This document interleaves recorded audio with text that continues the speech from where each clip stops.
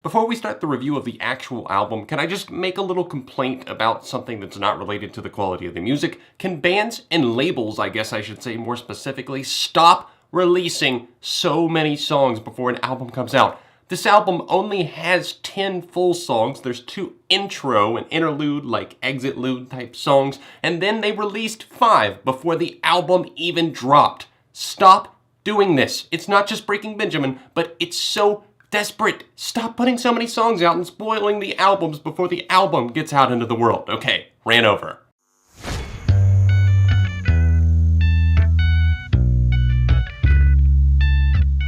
What's up everyone, John from ARTV. It's time for a review of album number 6, Ember, by an alternative metal, post-grunge, and hard rock band we know as Breaking Benjamin. This album definitely sees them going in a heavier direction, something that wasn't as prevalent on their last album, Dark Before Dawn, which was their comeback album, because if you famously remember back in like 2010, 2011, Breaking Benjamin fired all members except for Ben Burnley because the project is his. He owns the name at this point. When Burnley announced Breaking Benjamin's comeback, it was actually primarily just him doing all the writing, the instrumentation, that sort of thing, although he did have the new members actually recruited to help write on a few of the songs, but it was such a positive experience for him that he decided that he wanted this new album, Ember, to be a co-written process with the band members, and that's honestly all you can ask for. I think that's how it should be. It should be a band in the studio cranking it out, writing these songs and their parts together, and that's what they did on Ember. And how is the result?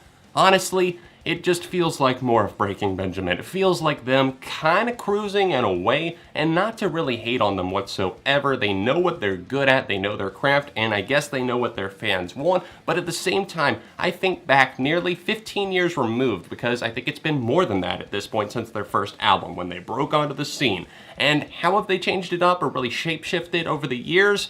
Well, not really all that much whatsoever. Damned if you do, damned if you don't. If you change up the sound, then you risk being called sellouts and alienating the fans. And if you keep with the same pace, then people are just gonna call you Nickelback and throw insults your way for making the exact same song over and over and over again.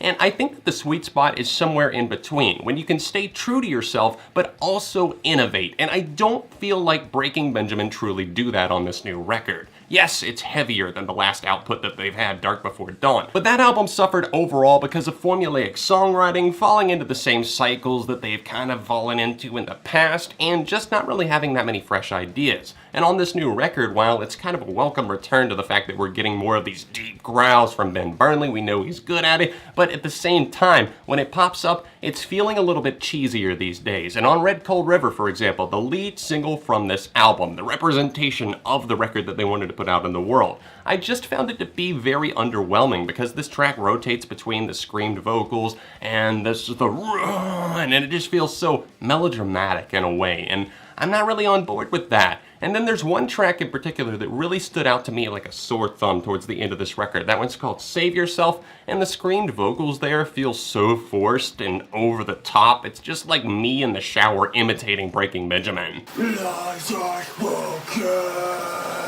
I think the biggest bright spots on this album come because of the fact that they are a band and they're writing together at this point. So there's some stronger bass grooves, like on Tourniquet, for example, where we even get a little bit of a bass breakdown right before it jumps back into it. And then we have some other great guitar moments, little guitar solos pop up here and there. The drums are actually quite strong on this record, and that's a problem that I had with the last one, so they definitely stepped it up in that department. Big shout out to Sean Foss there. Now, on this record, I think musically, it's fine. It's definitely cruising at some points. They're in comfortable altitudes, if you will, and they know how to write a Breaking Benjamin-styled hook. And those guitar leads, and even some of the backing bass, and even the vocal melodies, even though they're on point and they definitely got more involved on this record, they just feel kind of stereotypical of that kind of post-grunge sound that you would hear on mainstream rock radio, and it's dime a dozen, and it's unfortunate. I grew up loving this band. I own their first 3 records, Saturate, We Are Not Alone, and obviously Phobia. Phobia is the one that got me into the band, and to this day, I'll still defend the hell out of songs like Breath, and of course, The Diary of Jane. Burnley knew his way around a dark, ominous hook that could definitely soar into this next rock territory that wasn't stadium ready, but at the same time, it wasn't doing what the rest of post-grunge was. And even though these soaring hooks still try to come through on this new record, Ember, I find myself literally torn in two, just like one of the tracks would imply.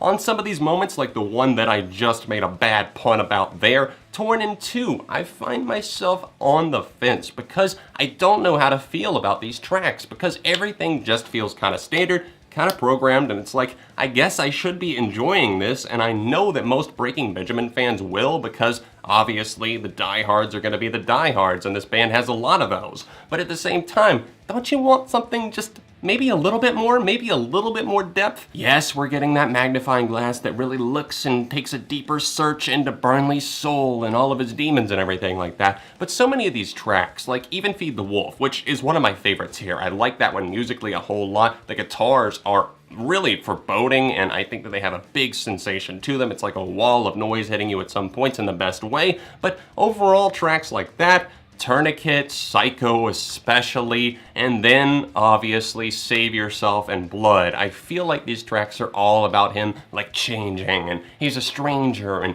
he doesn't know who he is anymore. And it's like ever since Animal I Have Become by 3 Days Grace came out in 2006, it's all been downhill from there because so many people have done these type of tracks. It's just like, who am I? I don't know who I am. And they use all of these metaphors and allusions to refer to the fact that they're turning into a monster or something. There's some nice riffs on Psycho, even though the songwriting isn't quite there. I think it definitely falls into some tropes. Red Cold River has its moments, and then Feed the Wolf, like I already alluded to, is a very good song. Kind of a banger right there, a fired up track with a lot of energy and passion behind it. It reminds me of that 2000s post-grunge movement, and it doesn't make me sick to my stomach. In fact, it makes me think, okay, these were the days that I grew up on, and they're actually still pumping out something that's very quality. Surprisingly enough, some of my favorite moments come towards the beginning and end of this record. I really like Lyra, the opening moment that's instrumental that leads into Feed the Wolf. It really gets your blood flowing and you're like, all right, here we go, and then boom, it's ready to hit. And I love it when an album can open like that with just an instrumental cut leading into something and it actually smooths out perfectly. And then at the end of this record, we get Close Your Eyes, which is definitely a soaring moment for Burnley vocally. I think he knocks it out of the park on that track. Definitely one of the best songs here. Strong guitars and drumming all throughout. And then that one slowly fades off into Vega, the closing moment here, the outro on the album. And it's about a minute long, and it definitely does its job effectively. I love the little bit of light synthesizer work there, and the way that it's kind of programmed around an ambient guitar tone that really just truly kind of fades to black,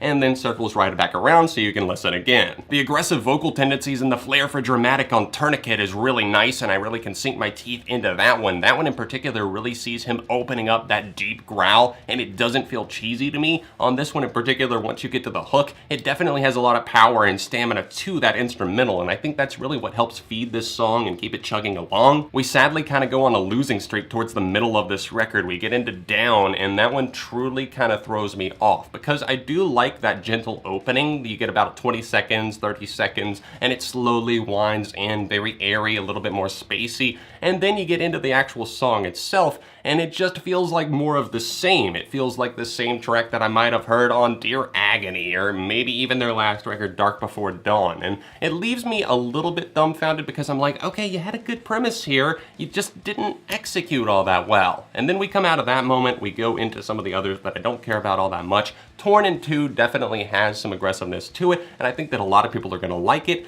I just find myself not really caring and shrugging my shoulders to it, and then Blood and Save Yourself actively have moments that I just find myself wincing at. I actually do have one other track left to discuss, and that is the moment with our featured guest, Derek Howe. You might know him from Dancing with the Stars, and he's actually won a lot of seasons there. I didn't really know anything about that because I've never watched Dancing with the Stars more than 30 seconds in my entire life, but I looked into it and it was actually pretty interesting because he uploaded that cover to his Instagram of Ashes of Eden, and then Ben Burnley was like, let's get you on the record, dude, and then that actually happened, and he sounds really nice here in contrast with Benjamin Burnley. Dark of You actually perfectly sums up what Burnley was saying when he described the album as having its heaviest moments being really heavy and then its softest moments being the softest and getting a lot more intimate, and this one definitely feels vulnerable. There's nothing wrong with that whatsoever, and it's a nice change of pace in this record that does feel bloated even at 38 minutes. These tracks definitely feel like kind of samey at times,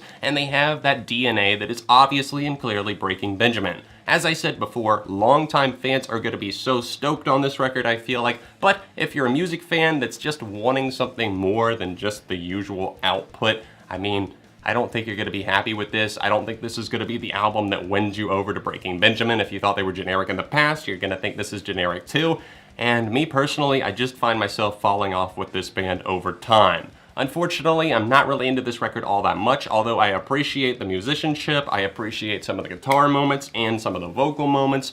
Overall, I definitely kind of am still split right down the middle. I'm going to give this a 3 out of 5 for the 6th album, Ember, by Breaking Benjamin. What do you guys think? Let me know in the comment section down below. Please drop a like on this video, and keep in mind, it's all just my opinion. Subscribe to the channel if you're new, and consider supporting me on Patreon if you're able to on a monthly basis at the top link down below. Oh, the Breaking Benjamin fans really let me have it on the Dark Before Dawn review, so I'm sure I'm going to catch more of it here, but you know, honestly, this is just my take on it, guys. If you want to see the Dark Before Dawn video right over here, another recent video right over here. All of my social media accounts can be found linked in the description down below. And other than that, I'll see you very soon right here on ARTV.